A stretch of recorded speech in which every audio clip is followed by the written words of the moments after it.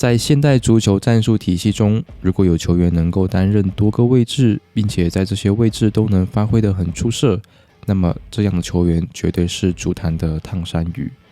因为没有球队和教练不喜欢这样的球员，进攻多面手，防守也一流。在现在的足坛，就有一位球员能够担任前、中、后3个位置。那么他是谁呢？他就是凯·哈弗茨。在德国足球青黄不接的时代，他凭借出色的天赋、战术价值和人品，在众多德国青年球员中脱颖而出。今天就来聊聊他的故事。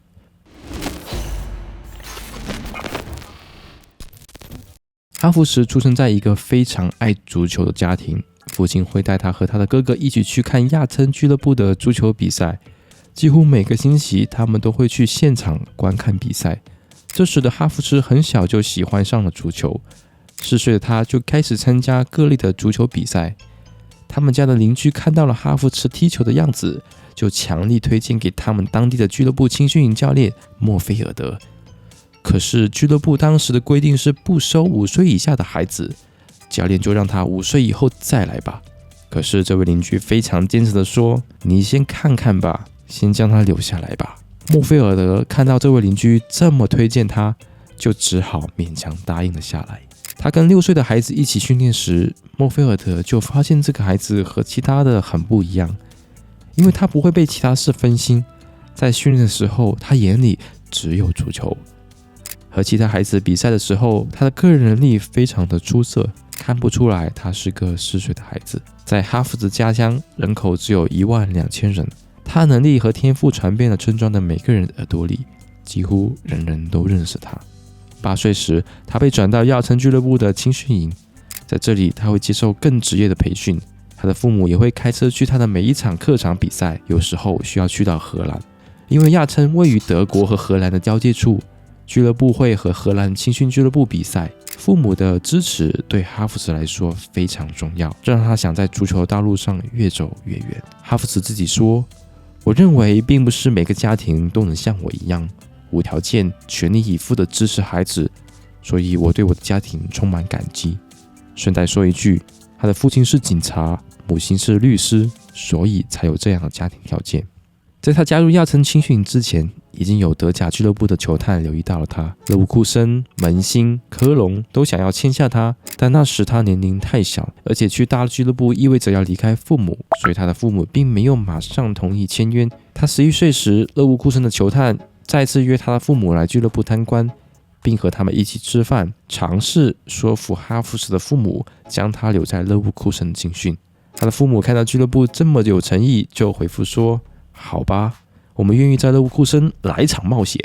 ”2010年，11岁的哈弗茨加入勒沃库森的青训营。加入俱乐部的哈弗茨没有了自己的玩乐时间，每周他都要早上7点起床，坐车2个小时来到俱乐部训练场，晚上7点再坐2个小时的车回家。他的作业都是在车上完成的。俱乐部也知道这个情况，所以每个月给他少安排1周的训练，避免让他压力过大。但他很快就适应了这样的生活节奏，并在训练和比赛都非常出色。在青训的前4年，15岁的他就为勒沃库森青年队打进了307颗进球，平均下来1年他进了76个球。在15岁这一年，他也做出了一个很重要的决定，就是搬到俱乐部生活，结束每天要花4个小时在路上的时间。17岁时，他在德甲 U17 组发挥非常出色，打进了18颗进球，并帮助球队获得那个赛季的 U17 德甲冠军。凭借优秀的表现，他成功入选勒沃库森一线队。在16-17赛季，勒沃库森时隔多年再次闯进欧冠正赛。在小组赛第4轮对阵热刺的比赛下半场86分钟，哈弗茨替补出场，这是他首次出场欧冠联赛。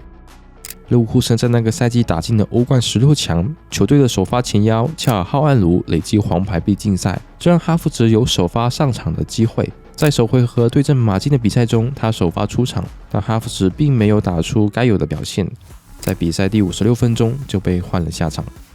在次回合，因为比赛当天他有学校考试，所以没能入选一线队的大名单。但对于一位17岁的球员来说，自己的第一个职业赛季就能有这样的上场机会，是非常难得的经验。16到17赛季，勒沃库森在德甲联赛成绩并不好，联赛最后3轮球队已经在降级区，如果输一场，球队就会降级。在德甲第32轮，勒沃库森对阵英格尔施塔特，这场比赛哈弗茨首发打右边路。比赛第73分钟，主队英格尔施塔特先进一球，勒沃库森距离降级还有10几分钟。这场比赛17岁的哈弗茨站了出来，他在比赛第78分钟头球攻破对手的球门，将比分扳平。而这个比分也维持到了比赛结束，他把球队从降级的地方拉了回来。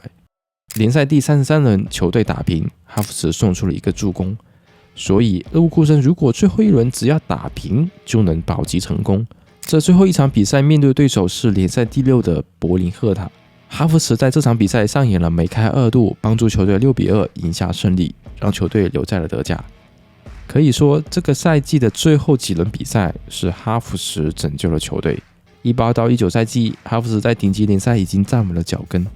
在这个赛季，他打进了20颗进球，并在4和5月份连续2个月获得德甲月度最佳球员，也入选德甲赛季最佳阵容。从青训到一线队，哈弗茨在勒沃库森待了10年，这10年贯穿了他整个的童年。他也在德甲传出了自己的名堂，是时候要去更大的俱乐部拿更多的冠军了。在19到20赛季英超转会窗口，蓝军切尔西看上了他。在转会窗口快要结束时，切尔西以8000万欧元将他签下，他也即将开始自己的蓝军生涯。似乎每位刚来到英超的球员都会有点不习惯，哈弗茨也是如此。在切尔西的第一个赛季的前半段，有6个月的时间他没有取得进球。作为一个前场进攻球员来说，这并不是一个好的迹象。在那个赛季的英超联赛，他只打进了4个进球。当切尔西的球迷非常想大骂他是个水货的时候，他只凭1个进球就让切尔西的球迷闭上了嘴。在那年的欧冠，切尔西闯进了决赛，面对对手是蓝月亮曼城。比赛第41分钟，哈弗茨接到传球，并单刀面对门将，他冷静的扣球，缓攻门将轻轻一推，把球送进球门。切尔西1比0领先，而这个比分维持到了全场结束。他这颗进球让切尔西夺得俱乐部第2座欧冠冠军。虽然英超他表现一般般，但打进这颗价值千金的欧冠进球，赢得了切尔西球迷的心。在切尔西的824天里，他为切尔西打进了32颗进球和送出了15次助攻。看起来数据不是很突出，但为什么他还是能作为切尔西的首发呢？这和他具有很高的战术价值有关。他身高亦有1.9米，在球队踢9号位的时候，可以作为支点中锋，为队友创造空间，送出传球。他的无球跑动仅次于哈兰德，频频压进禁区，让队友和自己能够给对手造成威胁。除了9号位，他还能担任8号位，也就是中场的位置，这就给教练创造了更多的战术空间。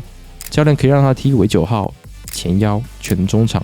在担任8号位的时候，他总能有更出色的表现，这使得哈弗茨获得许多首发机会。所以，当阿森纳报价7500欧元想要签下哈弗茨的时候，没有人质疑俱乐部的选择。在23到20赛季，哈弗茨转会阿森纳，成为切尔西离队历史上第2高的球员，第1位则是阿扎尔。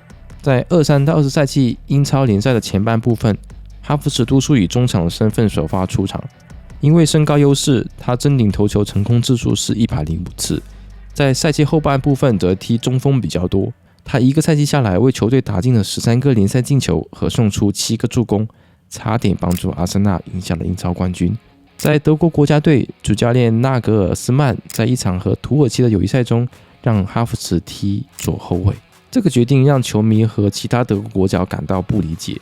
左后卫虽然可以前插压入对方禁区，但问题是他可以做好防守吧？在这场友谊赛里，他以左后卫的身份取得了进球。但德国并没有赢下胜利，让哈弗茨踢左后卫也只是主教练的实验性测试，估计未来也不会再让他踢这个位置。哈弗茨自己也说，近几年我踢过这么多位置，已经搞不清楚哪个位置最好。在球迷们看来，他最适合踢的可能是8号位。无论怎样，他确实有能力胜任多个位置，提供了很多的战术价值，这就是哈弗茨的优势。期待这个赛季他在阿森纳的表现。